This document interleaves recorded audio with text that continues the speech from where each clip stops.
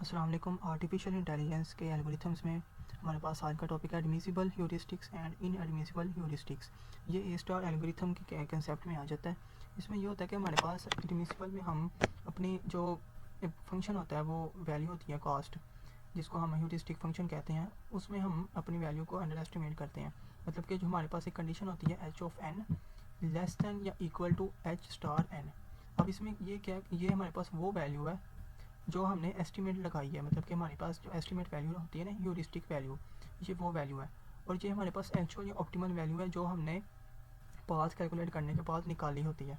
तो जब हमारे पास जो ह्यूरिस्टिक वैल्यू है ना वो लेस देन हो या इक्वल टू होगी ह्यूरिस्टिक जो हमारे पास एक्चुअल वैल्यू है, जिसको हम एच स्टार एन भी कह सकते हैं, उससे अगर छोटी होगी तो हमारी जो कंडीशन है वो होगी अंडर एस्टिमेट।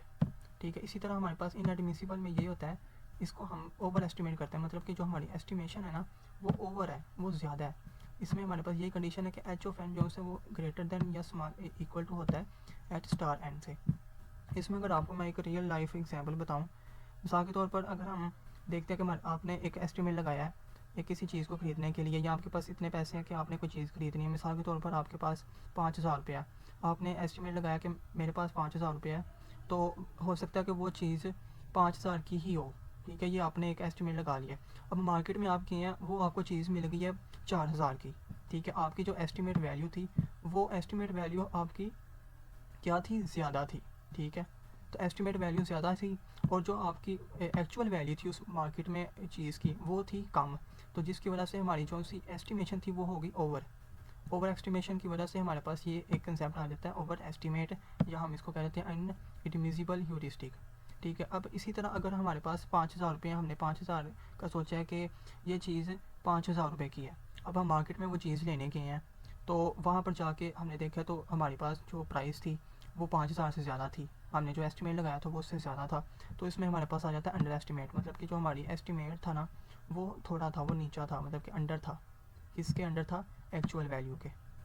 तो इस कंसेप्ट को ही मद्देनज़र रखते हुए हमने ये जो एल्गोरिथम होता है ये सॉल्व करना होता है। मैंने यहाँ पर एक ग्राफ लिया है जिसमें हमारे पास 5 नोड हैं, एस, ए, बी, सी और जी। और इनके पास में हमारे पास इनकी कास्ट लगाई हुई है 1, 4, 2, 5, 1, 3। अब हमने सबसे पहले किसके थ्रू हमने इसको करना है? अंडर एस्टिमेट के थ्रू सॉल्व करना है। अंडर एस्टिमेट की हमने कंडीशन को यूज़ करना है H N smaller than equal to H star N. अब हमारे पास इनकी ह्यूरिस्टिक वैल्यूज़ भी दी होंगी, ये जो हमने इसके अंदर लगानी है इसको हमने रिलेट करना है इसके साथ, एक्चुअल वैल्यू के साथ जो हमारी एंड पे पाथ बनेगा उसके साथ। अब हमने क्या करना है, हमने सबसे पहले देखा कि हमारा जो नोड है वो है एस नोड की हमने उस फंक्शन को जो हम ए स्टार में यूज़ करते थे इस फार्मूले के थ्रू हमने ये इसको यूज़ करना है। तो एस की वैल्यू हमने निकाली, एस की जो उसके पास में वैल्यू थी वो 0 और ह्यूरिस्टिक वैल्यू थी उसकी 5, तो इसका जवाब आ गया 5। अब हमने देखा कि एस किसके साथ अटैच है? ए के साथ और बी के साथ। अब हमने ए और बी में से अटैच है, हमने इसमें से पहले को ले लिया ए को। ठीक है, ए हमारा पहले आ रहा है तो हमने ए को पहले ले लिया। अब ए में हमारे पास इसकी जो कास्ट है जी ऑफ एन की एस से लेके ए तक की 1 है, 1 आ गया। और ह्यूरिस्टिक वैल्यू यहाँ पर हमारे पास क्या है? 3, तो यहाँ पर आ गया 3। इसकी वैल्यू हमारे पास आई 4। अब हमारे पास ए फर्दर किससे अटैच है? बी से और सी से। हमने क्या किया, बी और सी में से हमने बी को ले लिया। अब बी की हमने आगे निकालना है, ए स्टार वैल्यू निकालनी है। बी में हमारे पास इसकी क्या कास्ट बनती है? 1 और ये 2। ठीक है, ये 1 और 2 हमारे पास 3 हो गया। और हमारे पास एच ऑफ एन हमारे पास कितना बना इसमें? 2, ये जो हमें ह्यूरिस्टिक वैल्यू दी है। तो इसमें हमारा जवाब आ गया 5। अब हमने देखना कि बी किससे अटैच है? बी हमारा अटैच है सी से। फिर हमने सी को लिया। सी को लेने के लिए हमने पिछली सारी वैल्यूज़ को देखा कि हमारे पास 1 है, फिर 2 है, फिर 1 है, 4 आया। इसके हमारे पास एस्टिमेट वैल्यू कितनी है? 1 हमारे पास एस्टिमेट वैल्यू, तो हमारा इसका जवाब आया 5। अब हमने देखा कि सी किससे फर्दर अटैच है? सी हमारा अटैच है जी से। अब जी को हमने देखा, जी में हमने पिछली सारी वैल्यूज़ को जमा किया, 1, 2 और 1 को फिर ये 3 को, हमारे पास ये टोटल बन गई 7 और जो जी का हमारे पास जो वैल्यू थी उसी के पाथ की जो हमारे पास ह्यूरिस्टिक वैल्यू थी वो 0 थी। 7 + 0 हमारे पास हो गया 7। अब हमने इसमें ये देखा कि ये हमारा पाथ बनता है एस से लेकर ए तक, फिर बी, फिर सी, फिर जी। ठीक है, अब हमने ये देखा। अब हमने पीछे एक वैल्यू छोड़ी थी ए से लेके बी तक। ठीक है, उसमें से हमने ए को लिया पहले। अब ए को लेने के लिए अब हम बी तक भी जाएंगे। अभी हमारे पास ये एस्टिमेट वैल्यू नहीं आई, क्योंकि अभी हमने देखने की ये हमारी वैल्यू अंडर एस्टिमेट है कि नहीं एक्चुअल वैल्यू से। तो हमने क्या करना है, फिर हमने एफ ऑफ ए लेना है। एफ ऑफ ए के साथ हमारे पास जो अटैच थे हमने वो लिया, ये क्या क्या अटैच है 1, और हमारे पास 1 हमारे पास ये, और ए की हमारे पास जो एक्चुअल वैल्यू है 3 है, हमारे पास 4 आया। ठीक है, अब हमारे पास जो 4 है मतलब ए है जो सा, वो हमारे पास फर्दर किससे अटैच है, सी से।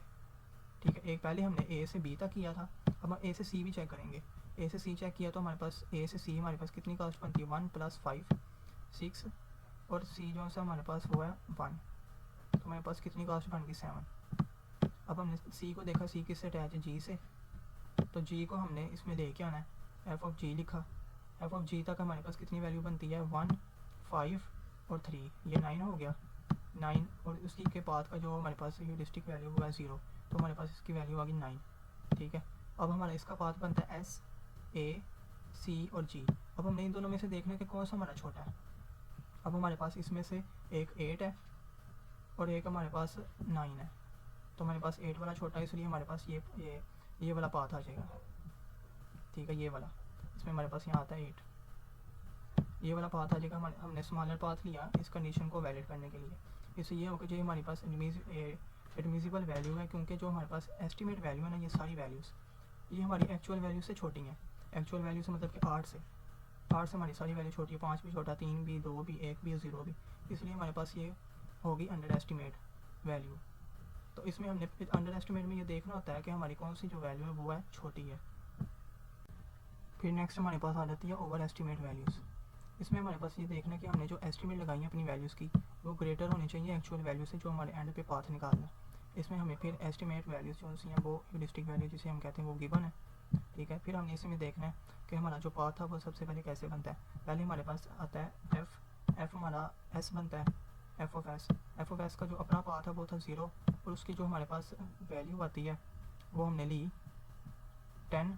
ठीक है, 10 वैल्यू ली हमने, तो हमारे पास इसकी वैल्यू आ गई 10, ये हमारे पास इसकी वैल्यू आ गई ह्यूरिस्टिक वैल्यू। फिर हमने देखा कि एस हमारा किसके साथ फर्दर अटैच है, ए के साथ और बी के साथ, तो हमने इसमें पहले ए को लिया। ए में हमारी जो वैल्यू थी ग्राफ में वो एस से लेके वो ए तक थी 1, और इसकी हमारे पास ह्यूरिस्टिक वैल्यू जो है वो 13 है, तो हमारे पास इसका जवाब आ गया 14। ठीक है, फिर अब हमने देखा कि ए जो है वो फर्दर बी और सी से कनेक्ट है, तो हमने पहले बी को लिया। तो फिर हमने देखा कि एस से लेके ए तक और ए से हमारे पास बी तक हमारे पास कास्ट आती है 3, जो हमारे पास ग्राफ में गिवन है।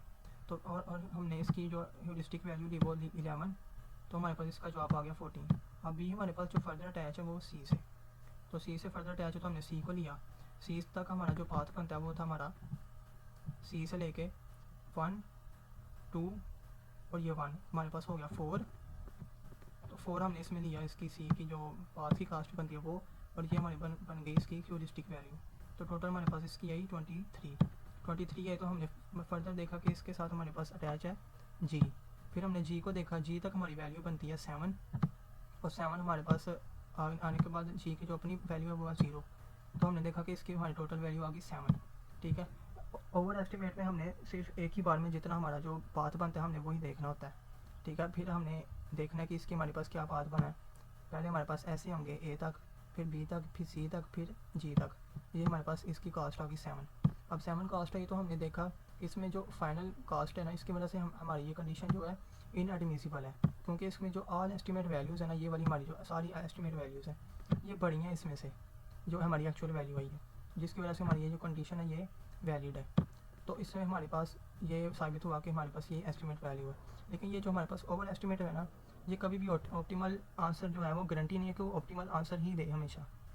ये हमेशा इनवैलिड आंसर भी दे सकता है, हो सकता है कि ये जो हमारे पास एक्चुअल वैल्यू वही पर ही दे दे हमें वैल्यू, जिसकी वजह से ये हमारी जो कंडीशन होगी ये इनसफिशिएंट होगी।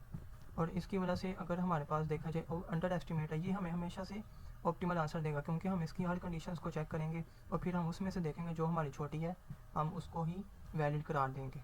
तो ये सारा इसमें सारा कंसेप्ट आ जाता है हमारे पास एडमिसिबल और इनएडमिसिबल में, जिससे हम यही देखते हैं कि हमारी जो एस्टिमेट कास्ट है वो छोटी होगी एक्चुअल कास्ट से, जिसमें हम उसका अंडर एस्टिमेट को हम कंसेप्ट को यूज़ करते हैं। और फिर हम ओवर एस्टिमेट में ये देखते हैं कि हमारे पास जो एक्चुअल कास्ट है वो हमारी बड़ी छोटी होनी चाहिए, किससे हमारे पास जो ह्यूरिस्टिक वैल्यू है जिसको हम एस्टिमेट वैल्यू भी कहते हैं। तो ये सारा कंसेप्ट इसके अंदर आता है। इजी से बस मेन चीज़ आपने कंडीशन को याद रखना है और जो मैंने आपको रियल लाइफ एग्जाम्पल बताई है सिर्फ उसको मद्देनज़र रखना है। तो उम्मीद है आपको वीडियो अच्छी लगी होगी। Thank you.